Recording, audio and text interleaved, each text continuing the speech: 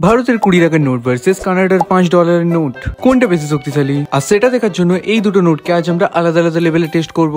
দেখা যাক কে জেতে। তো সবার প্রথম হলো ক্রাম টেস্ট, যেখানে আমাদের ভারতীয় নোটকে ভালোভাবে মুড়ে ফেললাম। আর খোলার পরেই তো আইএম অবাক, এর তো কিছুই হয়নি। কিন্তু কানাডিয়ান ডলার মোড়ার পর এবার কিন্তু সেরকমটা হয়নি, কেননা এর অনেক কটা অংশেই ভাঁজ পড়ে গেছে।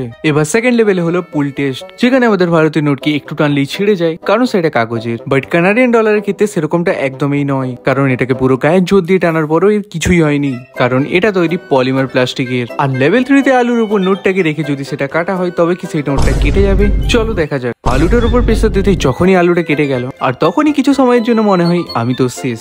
বাট আলুর মধ্য থেকে টাকাটা বের করতেই তো রেজাল্ট আনএক্সপেক্টেড ছিল। আর কানাডিয়ান ডলারের উপর প্রেসার দিতেই